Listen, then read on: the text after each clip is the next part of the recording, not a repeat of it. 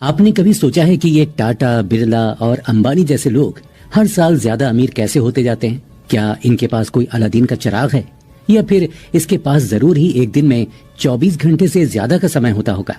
ऐसी क्या बात है इन चुनिंदा अमीर लोगों में जो ये दिन दूनी रात चौगनी तरक्की करते जाते हैं? न जाने ऐसे कितने ही सवाल अमीर लोगों को देखकर हमारे मन में आते हैं। जाहिर सी बात है कि हमारे पास इन सवालों का कोई जवाब नहीं होता। तो चलिए दोस्तों, आज हम इन सवालों का जवाब जानने की कोशिश करते हैं। मशहूर Canadian writer, motivational speaker Brian Tracy कहते हैं कि सफल लोग वो हैं जिनके पास सफल आदतें होती हैं। New York Times best selling writer John C Maxwell भी यही कहते हैं कि जब तक आप अपने डेली रूटीन को नहीं बदलते, तब तक आप अपनी जिंदगी भी नहीं बदल सकते हैं। आपकी सफलता का राज आपके डेली रूटीन में ही छुपा है। अब हमें ये तो पता चल गया है कि अच्छी आदतों के जरिए हम सफल और अमीर बन सकते हैं, लेकिन वो अच्छी आदतें कौन सी हैं और उन अच्छी आदतों को कैसे अपने जीवन में अप्लाई किया जा सकता है, इसके बारे में विस्तार से जानने के लिए आज हम चर्चा करने जा रहे हैं थॉमस कॉर्ले की किताब rich habits, the daily success habits of wealthy individuals की। थॉमस कॉर्ले एक सर्टिफाइड पब्लिक अकाउंटेंट और फाइनेंशियल प्लानर हैं। उन्होंने सालों तक अमीर लोगों के डेली हैबिट्स पर रिसर्च किया है। वो बताते हैं कि अमेरिका में बस 5% लोग ही फाइनेंशियली सक्सेसफुल हैं और हमारे स्कूल में भी फाइनेंशियली सक्सेसफुल बनने का तरीका नहीं बताया जाता है। ऐसे में थॉमस ने इस किताब में अपने रिच हैबिट्स प्रोग्राम को रिसर्च करने के बाद उसकी लर्निंग्स को यहाँ बताया है। जब लेखक के पास एक क्लाइंट अपने बिजनेस को लेकर एडवाइस लेने आया, तब उन्होंने अपने क्लाइंट के बिजनेस की हर बारीक चीज को लेकर रिसर्च करना चालू किया और यहीं से इस किताब को लिखने की शुरुआत हुई। दरअसल उनके क्लाइंट का बिजनेस बढ़ रहा था, लेकिन फिर भी उन्हें काम को लास्ट टाइम में कंप्लीट करने में दिक्कत आ रही थी, खासकर पे रोल मैनेज करने के समय। उन्होंने लेखक से इसकी वजह पूछी। थॉमस ने भी महीनों तक क्लाइंट के बिजनेस के इम्पोर्टेंट एस्पेक्ट्स जैसे एक्सपेंसेस, लेबर रेट्स और इंडस्ट्री कॉम्परेटिव डेटा का भी एनालिसिस किया। यहाँ तक उन्होंने उस क्लाइंट की इंडस्ट्री के ही दूसरे अमीर क्लाइंट से भी इस बारे में चर्चा की, लेकिन वो दोनों मिलकर भी कुछ खास नहीं खोज सके। लेखक जब कुछ हफ्तों के बाद अपने इस स्ट्रगलिंग क्लाइंट से लंच के समय मिले, तो उन्होंने सीधे इस बात को कन्फेस कर लिया कि वो उनकी फाइनेंशियल प्रॉब्लम की वजह नहीं खोज पाए। दोनों ही इस बात से निराश होकर शांति से बैठे थे। इस अनकंफर्टेबल साइलेंस को खत्म करने के लिए उन्होंने क्लाइंट से ऐसे ही पूछ लिया कि उनके पसंदीदा रात को उन्होंने घर पर आकर क्या किया था। उनके क्लाइंट ने थोड़ा संकोच करते हुए बताया कि बुधवार की रात उनकी पसंदीदा रात होती है और उस रात वो शराब और कुछ लड़कियों के साथ बिताते हैं। ये जवाब सुनकर थॉमस शॉक में थे। दरअसल वो अपने क्लाइंट को जज नहीं कर रहे थे, लेकिन उन्हें ये रियलाइज हुआ कि वो अपने क्लाइंट से गलत सवाल पूछे जा रहे थे। फाइनली 5 साल के लंबी रिसर्च के बाद उन्होंने 21 सवालों की एक लिस्ट तैयार की जो उन्होंने अपने सभी प्रकार के क्लाइंट से पूछी थी। चाहे वो अमीर क्लाइंट हो या गरीब क्लाइंट, सभी को 21 सवाल उनके द्वारा पूछे गए। इन सवालों के जवाबों को इकट्ठा करने के बाद उन्हें ये बात समझ में आई कि अमीर और गरीब लोग अपना जीवन जीते कैसे हैं और उसमें जमीन और आसमान का फर्क होता है। इस तरह उनके उन क्लाइंट की वजह से उन्होंने फाइनेंशियल सक्सेस का सीक्रेट जान लिया। इस किताब की समरी सुनकर हम भी अमीर लोगों की आदतों के बारे में न केवल जान सकते हैं, बल्कि उन्हें अपनाकर अपनी लाइफ में भी फाइनेंशियल इंडिपेंडेंस ला सकते हैं। Rich habit number 1। तो पहला रिच हैबिट प्रॉमिस है। मैं अच्छे डेली हैबिट्स बनाऊंगा और उन हैबिट्स को डेली फॉलो करूंगा। दोस्तों, सफलता की नींव अच्छी आदतों से ही डलती है। सफल लोग असफल लोगों से उनकी डेली हैबिट्स के कारण ही अलग होते हैं। सफल लोगों के पास बहुत सारी अच्छी आदतें और कुछ ही खराब आदतें होती हैं। इसके विपरीत असफल लोगों के पास बहुत सारी खराब आदतें और कुछ ही अच्छी आदतें होती हैं। सफल लोगों को कभी कभी ये भी नहीं मालूम होता कि उनकी वो आदतें हैं, इसीलिए कभी कभी सफलता को डिफाइन करना मुश्किल होता है। कोई भी व्यक्ति सफल तब तक नहीं होता जब तक वो अपने स्ट्रेंथ और वीकनेस को नहीं पहचानता। ऐसे में खुद का आकलन करना बहुत जरूरी होता है। इसके लिए हमें खुद से बहुत ईमानदार होना होता है, लेकिन ये काम आसान नहीं है, क्योंकि ऐसा करते समय हमारा ईगो बीच में आता है। इसलिए कोई थर्ड पार्टी ये काम हमारे लिए कर सकती है, हालांकि ये भी इतना आसान नहीं होता। इसका सबसे सिंपल और फुल प्रूफ तरीका यह है कि हम अपने रोजाना रहने के तरीके और अपनी डेली हैबिट्स को ध्यान से एसेस करें। अपनी डेली हैबिट्स को जानने के बाद हम अपनी स्ट्रेंथ्स और वीकनेस को ज्यादा अच्छी तरह जान सकते हैं। जब हम ये समझ जाते हैं कि अपने खुद की खराब डेली हैबिट्स ही हमें सफल होने से रोक रही हैं, तब हम सफल होने की ओर पहला और सबसे जरूरी कदम उठा लेते हैं। एक पेपर पर हम 2 कॉलम्स बना सकते हैं। कॉलम 1 में हम अपनी खराब आदतों को लिखते हैं और कॉलम 2 में हम उन अच्छी आदतों को लिख सकते हैं जो हम कॉलम 1 की खराब आदतों की जगह करने वाले हैं। जैसे अगर खराब आदत में हमने लिखा कि मैं रोज एक्सरसाइज नहीं करता हूँ, तो उसके उल्टा हम लिख सकते हैं कि रोज मैं 30 मिनट एक्सरसाइज करता हूँ। अगर कॉलम 1 में लिखा है कि मैं स्मोक करता हूँ, तो हम अच्छी आदत में इसका उल्टा लिख सकते हैं कि मैं आज स्मोक नहीं करूंगा। आप अपनी आदतों के अनुसार ये लिस्ट बना सकते हैं। फिर आपको इन आदतों का 30 दिनों तक पालन करना है। साथ ही साथ इस लिस्ट को रोज सुबह, दोपहर और शाम में रिव्यू भी करना है। इस तरीके से आप खुद के लिए अकाउंटेबिलिटी ले सकते हैं। अपनी लिस्ट को रिव्यू करने का मुख्य उद्देश्य कम से कम 80% गुड हैबिट्स को पूरा करना है। हम अपनी गुड हैबिट्स का चेकलिस्ट कुछ इस प्रकार बना सकते हैं। मैं रोज 30 मिनट दौड़ता हूँ। मैं अपने टू डू लिस्ट का 80% काम खत्म करता हूँ। मैं अपना समय इंटरनेट चलाकर बर्बाद नहीं करता। मैं 2000 कैलोरी से ज्यादा खाना नहीं खाता हूँ। मैं किसी व्यक्ति को बर्थडे विश करने के लिए कॉल करता हूँ। इस प्रकार से हम अपना चेकलिस्ट बना सकते हैं। तो दोस्तों, इस एपिसोड में हमने ये सीखा कि सफल व्यक्ति अपनी अच्छी आदतों के गुलाम होते हैं और यही पहला और सबसे महत्वपूर्ण रिच हैबिट है। तो दूसरी रिच हैबिट प्रॉमिस है। मैं हर दिन, हर महीने, हर साल और लॉन्ग टर्म के लिए गोल बनाऊंगा और हर दिन उस पर फोकस करूंगा। दोस्तों, सफल व्यक्ति गोल ओरिएंटेड होते हैं। वो हमेशा गोल्स बनाते हैं। उनकी डेली लाइफ के गोल्स उनकी डेली के टू डू लिस्ट में भी होते हैं। जब सफल व्यक्ति काम करते हैं तो उनका फोकस सिर्फ काम पर होता है। वो फैमिली और दूसरे पर्सनल बातों को ऑफिस के बाहर ही छोड़ आते हैं। वो दूर की सोचने वाले होते हैं और भविष्य की ओर देखते हुए वो अपना खुद का एनालिसिस करते हैं कि वर्तमान में वो कहाँ खड़े हैं। वो ना ही पुरानी बातों को याद करते हैं और ना ही ख्याली पुलाव बनाते हैं। वो खुद को बेहतर बनाते हुए गोल को पाने के लिए अपना काम करते रहते हैं। इसके उलट असफल लोग गोल ओरिएंटेड नहीं होते हैं। वो पेड़ से उस पत्ती के जैसे होते हैं जो पेड़ से टूटकर बिना किसी डायरेक्शन के उड़ती रहती है। वो अपनी लाइफ में डिस्ट्रैक्शन को अलाउ करते हैं और उसकी वजह से वो अपने काम को अच्छी तरीके से नहीं कर पाते हैं, क्योंकि वो फोकस्ड नहीं होते हैं। इसलिए अपने गोल्स को अचीव करने के लिए उनके पास ऐसी कोई भी क्वालिटी नहीं होती जो उन्हें सफल बना सके। तो चलिए सबसे पहले हम डेली गोल्स की बात करते हैं। अपने दिन की शुरुआत करने से पहले आप टू डू या डेली गोल को लिखकर कर सकते हैं। इस लिस्ट में सिर्फ ऐसे कामों को लिखें जिन्हें आप सच में कर सकते हैं, मतलब जिनके होने की संभावना कम से कम 80% हो। साथ ही साथ अपनी लिस्ट को प्रियोरिटाइज करिए और उनको एक स्पेसिफिक टाइम में पूरा करने की कोशिश कीजिए। उस काम को कम प्राथमिकता दीजिए जिसके उस दिन होने की संभावना 20% से कम हो और जिसे अगले दिन किया जा सकता हो। ऐसा करके आप अपने प्लान को फ्लेक्सिबल कर सकते हैं ताकि प्लान कुछ टास्क के पूरा न होने पर भी आपको चिड़चिड़ाहट ना हो। पूरे दिन के दौरान आप जो भी काम करते जाते हैं उसे मार्क करते चलिए और खुद को कॉन्ग्रेचुलेट करते रहिए। दिन के अंत में अपने उस टू डू लिस्ट को रिव्यू करके अकाउंटेबिलिटी सेट कर सकते हैं। जैसे अगर आपको अपने काम से संबंधित कुछ पढ़ना है तो आप वो काम सुबह 6 से 6:30 के बीच में कर सकते हैं। अपने ईमेल को आप 8:30 बजे तक चेक कर सकते हैं। अगर किसी को बर्थडे विश करना है तो आप उसे 9 बजे कर सकते हैं। 9:30 बजे आप अपने क्लाइंट्स को कॉल कर सकते हैं। दोपहर 1 से 5 बजे के बीच में आप अपने क्लाइंट से मीटिंग कर सकते हैं। शाम 5 बजे के बाद आप लोगों को रिटर्न कॉल कर सकते हैं। ये सिर्फ एक उदाहरण है कि किस तरह आप अपने समय के अनुसार दिन को प्लान कर सकते हैं। डेली गोल्स के बाद मंथली गोल्स का नंबर आता है। यहाँ भी ऐसे कई गोल्स बनाने चाहिए जिन्हें हम महीने के अंत तक पूरा कर सकें। आपके जितने भी गोल्स हैं उन्हें छोटे छोटे टास्क में डिवाइड कर दीजिए। ये गोल्स कुछ भी हो सकते हैं, जैसे 1 महीने में कितनी इंश्योरेंस पॉलिसी बेचना है, या 1 महीने में कितने नए क्लाइंट्स बनाना है, या फिर ये रेवेन्यू टारगेट भी हो सकता है। तो चलिए एक काम करते हैं, इंश्योरेंस पॉलिसी का ही एग्जाम्पल लेते हैं।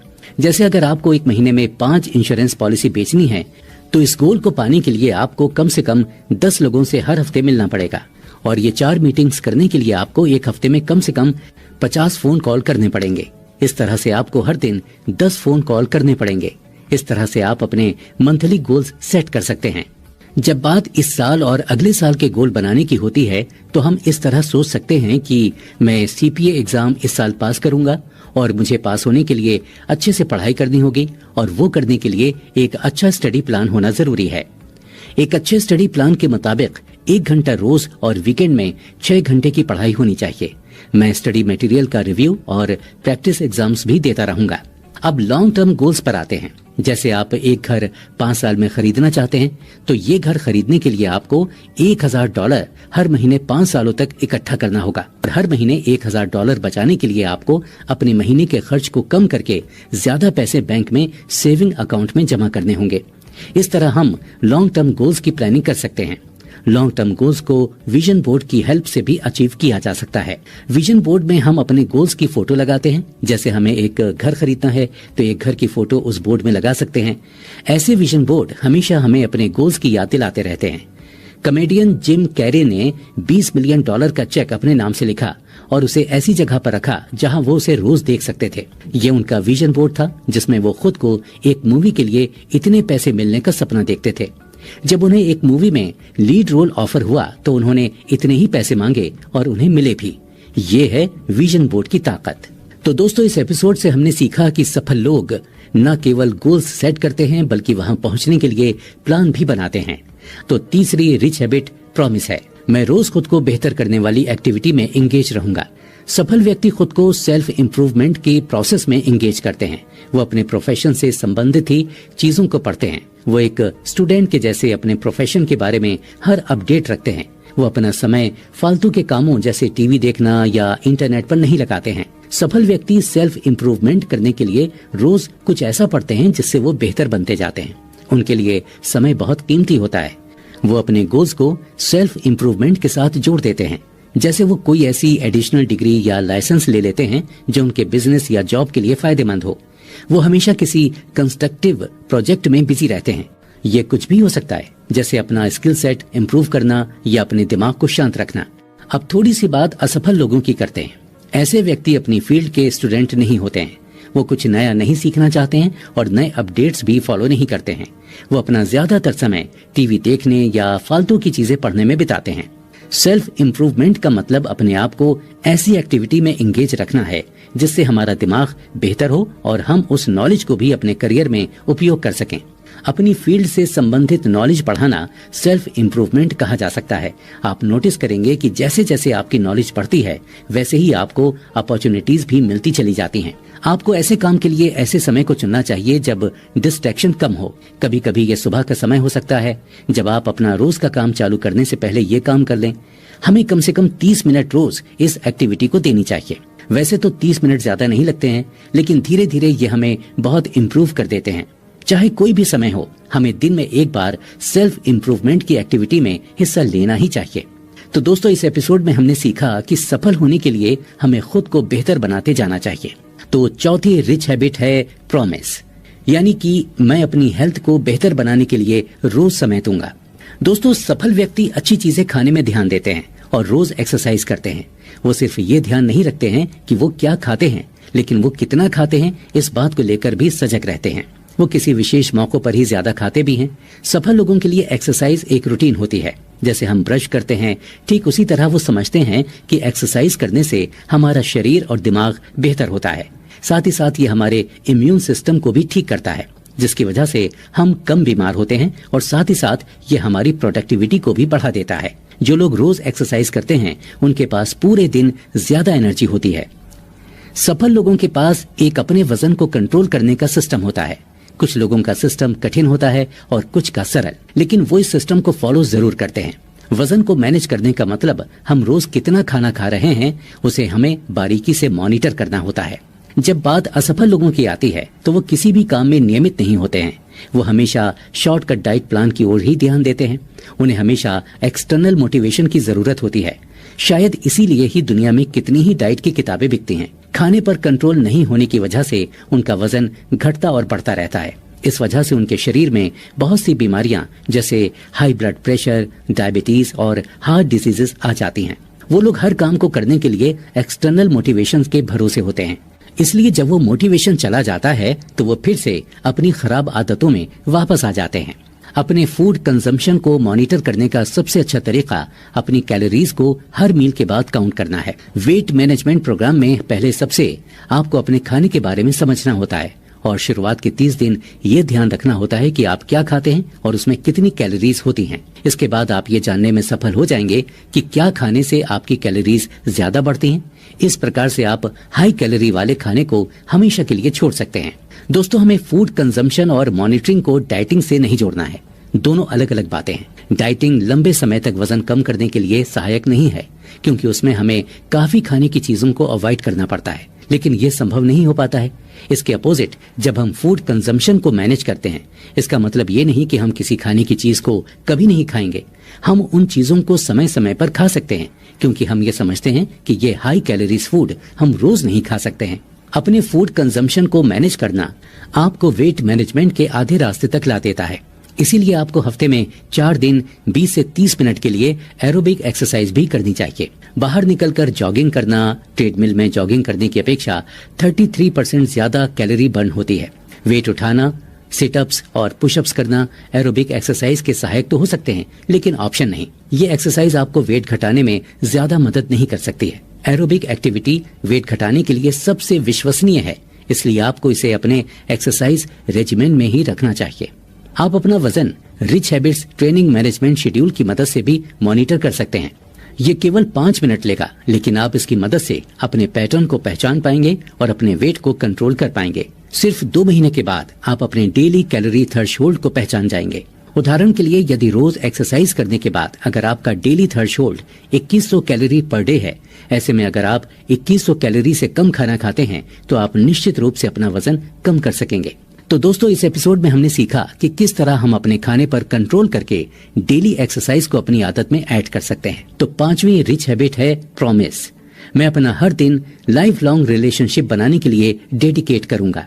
दोस्तों, सफल व्यक्तियों के लिए रिलेशनशिप गोल्ड मतलब सोना जैसे कीमती होती है। उनके लिए रिलेशनशिप ठीक वैसी ही होती है जैसे किसान के लिए बीज बोना होता है। वो अपनी रिलेशनशिप्स रोज ही बेहतर बनाते जाते हैं। लोगों का नाम याद रखना, उन्हें बर्थडे में विश करना और लोगों से मिलना उनकी लाइफ का पार्ट होता है। वो लोगों की तब भी मदद करना चाहते हैं जब उनके पास कुछ भी नहीं होता है। वो अपने से ज्यादा दूसरों पर फोकस्ड होते हैं। वो सफल होने के लिए नेटवर्किंग करना जरूरी समझते हैं। वो लोगों से बात करने की वजह ढूंढते हैं और दूसरों के दुख और सुख में भी शामिल होते हैं। वो अपने जैसे लोगों के साथ ज्यादा से ज्यादा समय बिताते हैं और ऐसे लोगों से दूरी बना लेते हैं जो खराब तरीके से अपना जीवन जीते हैं, क्योंकि ऐसे लोग ज्यादातर अपने दोस्तों और एसोसिएट्स को भी बुरी आदतों में खींच लेते हैं। सफल लोग रिलेशनशिप को बिल्ड करना एक स्टूडेंट के जैसे सीखते हैं। वो हमेशा रिटर्न फोन कॉल करते हैं और दूसरों से हमेशा जानना चाहते हैं कि रिलेशनशिप को और बेहतर कैसे किया जा सकता है। असफल व्यक्ति के मन में एक ही बात घूमती रहती है कि तुमने मेरे लिए क्या किया। अगर कोई व्यक्ति उन्हें वर्तमान में काम कर नहीं लगता तो वो उन्हें पूरी तरह इग्नोर कर देते हैं। ना कोई कॉल, ना कोई मेल और ना ही बर्थडे विशेस। ये लोग अच्छे नेटवर्कर नहीं होते हैं। वो कभी रिटर्न फोन कॉल्स नहीं करते हैं, लेकिन जब इनके जीवन में कोई समस्या आती है तो ये तुरंत ही दूसरों से मदद मांगने चले जाते हैं। ये उन लोगों से भी मदद मांग लेते हैं जिनको इन्होंने कभी इग्नोर किया था। असफल व्यक्ति लोगों में इन्वेस्ट करके रिलेशनशिप डेवलप नहीं करते हैं। सफल व्यक्ति एक सिस्टम के जरिए लोगों से रिलेशनशिप बनाकर रखते हैं। जैसे वो अपने कॉन्टैक्ट्स में सभी लोगों को बर्थडे विश करते हैं। ऐसे कॉल हमें रिलेशनशिप मेंटेन रखने में सहूलत प्रदान करते हैं और धीरे से हम इन लोगों से साल में 2 बार भी बात कर सकते हैं। लेखक बताते हैं कि वो किसी ऐसे सफल व्यक्ति से नहीं मिले जिसे लोगों का नाम याद रखने में समस्या होती थी। इसलिए आपको हमेशा लोगों के नाम याद रखने चाहिए। कभी कभी हम लोगों के नाम सेव करके भी भूल जाते हैं और बाद में हमें याद नहीं आता कि ये कौन है। ऐसी सिचुएशन में हमें उनके नाम को ग्रुप में भी डिवाइड कर देना चाहिए। आप विभिन्न उदाहरणों से समझ सकते हैं कि कॉन्टेक्ट्स को कैसे ग्रुप में बांट सकते हैं। Tennis group, college friends group और ऑफिस ग्रुप। दोस्तों, किसी भी इवेंट में जाने के पहले आप इस तरह के ग्रुप बनाकर कॉन्टेक्ट सेव कर सकते हैं। अपना नाम सबके लिए बहुत जरूरी होता है और जब लोगों को उनके नाम से बुलाया जाता है तो वो अच्छा महसूस करते हैं। तो दोस्तों, इस एपिसोड में हमने सीखा कि कैसे रिलेशनशिप को अच्छा करके हम ग्रो कर सकते हैं। तो 6वीं रिच हैबिट है प्रॉमिस। मैं हर दिन मॉडरेशन मतलब संतुलन के स्टेट में रहूंगा। दोस्तों, संतुलन में रहने का मतलब एक बैलेंस्ड लाइफ जीने से है, जिसमें हम किसी एक्सट्रीम में नहीं जाते हैं। सफल व्यक्ति किसी भी काम को आवश्यकता से अधिक करने से परहेज करते हैं, चाहे वो किसी चीज की लत हो या ज्यादा पैसे खर्च करना हो। वो हमेशा अपनी भावनाओं को काबू में रखते हैं। वो लोग किसी भी चीज को जरूरत से ज्यादा नहीं कहते हैं। वो समझते हैं कि लाइफ एक मैराथन रेस है, ना कि स्प्रिंट। वो अपने वर्कआवर, ईटिंग हैबिट से लेकर इंटरनेट यूजेस तक सभी चीजों को बिल्कुल बैलेंस में रखते हैं। उनकी पर्सनैलिटी से ही उनका मध्यम मार्ग दिखता है। वो कभी भी बहुत ज्यादा उत्साहित या बहुत ज्यादा दुखी नहीं होते हैं। वो अपने गुस्से या एक्साइटमेंट को भी अपने कंट्रोल में रखते हैं। इसी वजह से फैमिली, फ्रेंड्स और बिजनेस पार्टनर्स उनके साथ आसानी से रह सकते हैं, जिसकी वजह से सबसे उनके रिलेशनशिप्स अच्छे होते हैं और लोग उनकी कंपनी बहुत इंजॉय करते हैं। दुनिया की सबसे अमीर लोगों में से एक वॉरेन बुफेट 50 सालों तक उसी घर में रही जहां उनकी शादी हुई थी। उस घर में ऐसा कुछ भी फैंसी नहीं था, यहाँ तक कि अपनी कार भी वो खुद से ही ड्राइव करती हैं, क्योंकि वो रिच हैबिट्स को अपनी रोजमर्रा की जिंदगी में अप्लाई करती हैं। असफल व्यक्ति का अपनी लाइफ के ऊपर थोड़ा भी कंट्रोल नहीं होता है। उनका मूड बहुत ज्यादा ऊपर नीचे होता रहता है, जो उनकी हेल्थ, रिलेशनशिप और फाइनेंस में भी दिखता है। वो लोगों को दिखाने के लिए बड़े घर और कार खरीद लेते हैं, जिसकी वजह से उनके ऊपर लोन और मॉर्गेज का पहाड़ हो जाता है। ऐसे में जब कोई इमरजेंसी जैसे जॉब लॉस या कोई बीमारी आ जाती है तो उनको तुरंत ही पैसों की कमी हो जाती है, क्योंकि उनके पास कोई बचत नहीं होती। इसकी वजह से उनकी प्रायोरिटीज का ऊपर नीचे होता है। अगर कुल मिलाकर कहें तो वो एक मॉडरेट लाइफस्टाइल बनाने में असफल रहते हैं। तो दोस्तों, इस एपिसोड में हमने यही सीखा कि सफल व्यक्ति हर काम को मॉडरेशन में करते हैं। तो 7वीं रिच हैबिट है प्रॉमिस। मैं रोज अपने टास्क को पूरा करूंगा और डू इट नाउ का माइंडसेट अपनाऊंगा। दोस्तों, सफल लोग लेट लतीफी नहीं करते हैं। वो चीजों को कल के लिए नहीं छोड़ते हैं और काम को खत्म करने तक पूरा फोकस काम पर करते हैं। वो टू डू लिस्ट बनाते हैं और उसके अनुसार प्लान को उसी दिन पूरा करने की कोशिश करते हैं। वो जानते हैं कि अपनी लाइफ को कैसे कंट्रोल करना है। वो दूसरों को अपनी लाइफ को कंट्रोल नहीं करने देते हैं। वो अपने गोल्स को भी सही समय पर अचीव कर लेते हैं, इसलिए वो कभी भी हड़बड़ी में नहीं होते हैं, ना ही कोई गलती करते हैं। इसके विपरीत असफल व्यक्ति लगातार टाल मटोल करते रहते हैं। वो टाल मटोल करके चीजों को अगले दिन के लिए छोड़ देते हैं। इस वजह से उनको काफी दिक्कतें होती हैं। टाल मटोल करने के कारण काफी चीजों को भूल जाने का भी रिस्क हो जाता है। साथ ही साथ अंतिम समय में काम करने की वजह से गलती होने की संभावना भी बहुत बढ़ जाती है। किसी काम में देरी होने से उसकी क्वालिटी भी गिर जाती है। असफल लोग पहले काम को पूरा किए बिना ही दूसरे काम को अपने ऊपर थोपते जाते हैं। वो हमेशा दूसरों की कमांड को फॉलो करते हैं। उनका खुद के ऊपर कोई कंट्रोल नहीं होता है। वो अपनी लाइफ में पावरलेस और डायरेक्शन लेस होते हैं। दोस्तों, हमें अपनी लाइफ में कभी भी उन चीजों को टालना नहीं चाहिए जिसे आपको आज ही करना है। जब भी आपको ऐसा लगे कि इस काम को बाद में करना चाहिए, तो अपने मन में सोचें कि मुझे ये काम अभी करना है, जिसे इंग्लिश में डू इट नाउ भी कहते हैं। इस वाक्य को अपने दिमाग में बार बार बोलते रहिए। अपने दिमाग में 1 सेकंड के लिए भी काम टालने की बात न लाइए। जब आप अपने काम में बिजी रहेंगे तो आप देखेंगे कि आप अपने काम में पूरी तरह से डूब चुके हैं और आपके दिमाग से टाल मटोल करने की बात जा चुकी है।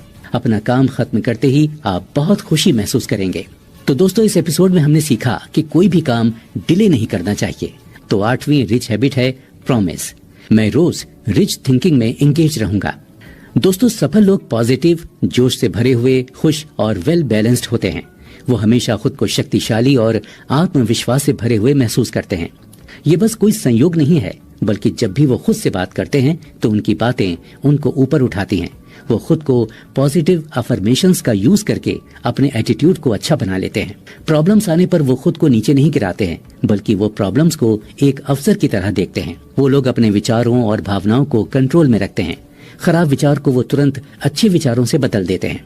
वो समझते हैं कि खराब विचार को 1 सेकंड के लिए भी दिमाग में आने देने से वो दिमाग में जगह बना लेता है और आदमी को निगेटिव कर देता है। वो अपने दिमाग को पॉजिटिव और अच्छे विचारों से भरे रखते हैं, जो एक दिन उन्हें बहुत अच्छा रिजल्ट देता है। सफल लोग विजुअलाइजेशन टेक्निक यूज करते हैं। इस टेक्निक में आप उस समय की कल्पना करते हैं जब आप पूरी तरह सफल हो चुके होते हैं। भले ही वर्तमान में आपकी सिचुएशन कैसी भी हो, आप इस विजुअलाइजेशन टेक्निक से अपना भाग्य बदल सकते हैं। हम दिन में हजारों खराब विचारों से गुजरते हैं और जो इन्फॉर्मेशन हम कंज्यूम करते हैं उसमें डर, गुस्सा और बाकी सब नेगेटिविटी ही होती है। सफल लोग ये बात अच्छी तरह जानते हैं, इसीलिए वो टीवी शोज, रेडियो प्रोग्राम या इंटरनेट का यूज बहुत कम करते हैं, बल्कि वो कुछ कंस्ट्रक्टिव और अपलिफ्टिंग चीजें सुनते हैं। वो पॉजिटिव न्यूज पढ़ते हैं, नेगेटिविटी से दूर रहते हैं। सफल लोग उन्हें क्या देखना और सुनना है वो कंट्रोल करते हैं।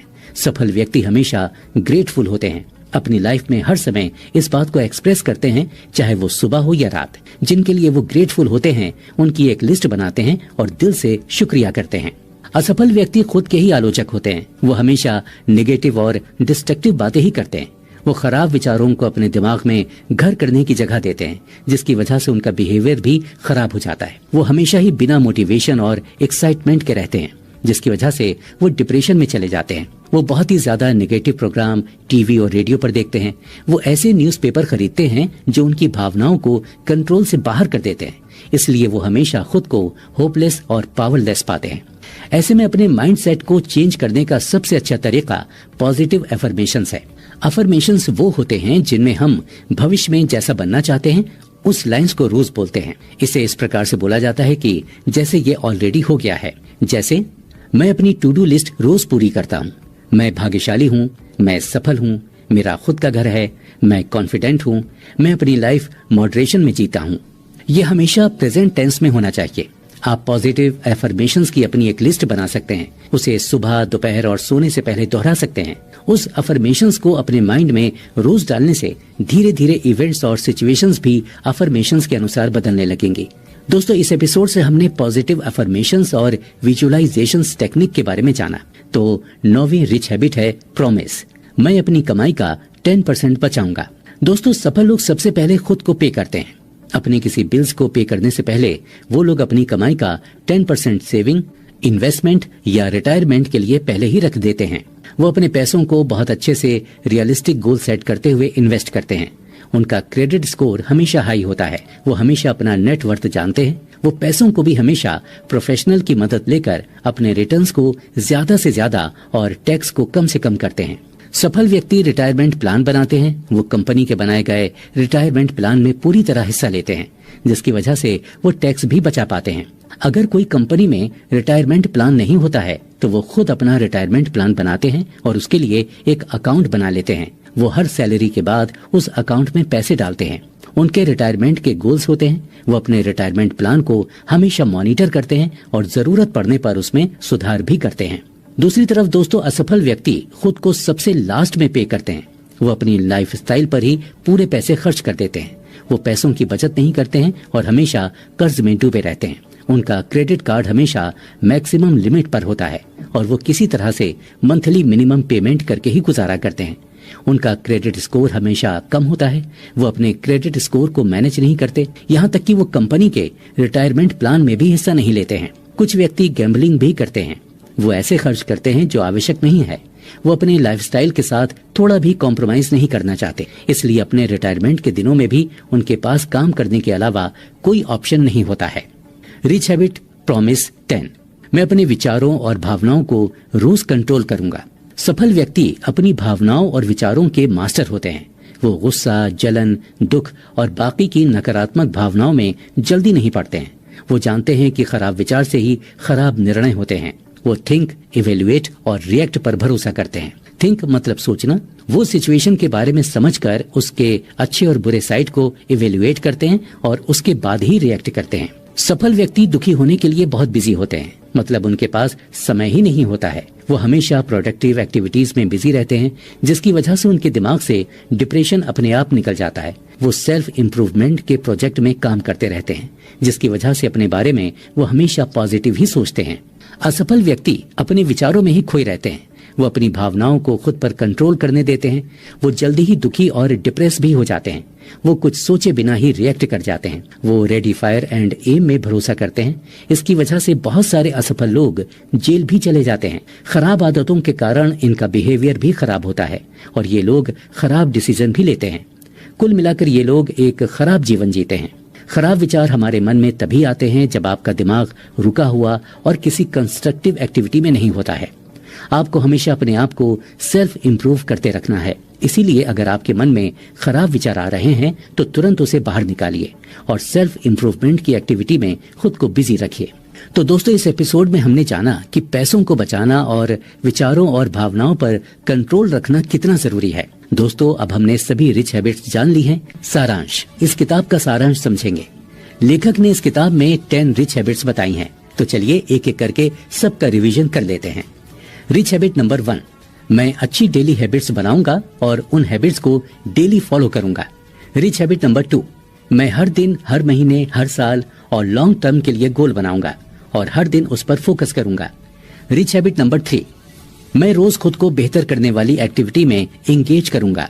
रिच हैबिट नंबर 4, मैं रोज अपनी हेल्थ को बेहतर बनाने के लिए समय दूंगा। रिच हैबिट नंबर 5, मैं अपना हर दिन लाइफ लॉन्ग रिलेशनशिप बनाने के लिए समर्पित करूंगा। रिच हैबिट नंबर 6, मैं हर दिन मॉडरेशन मतलब संतुलन की अवस्था में रहूंगा। रिच हैबिट नंबर 7, मैं रोज अपने टास्क्स को पूरा करूंगा और डू इट नाउ का माइंडसेट अपनाऊंगा। रिच हैबिट नंबर 8, मैं रोज रिच थिंकिंग में एंगेज रहूंगा। रिच हैबिट नंबर 9, मैं अपनी कमाई का 10% बचाऊंगा।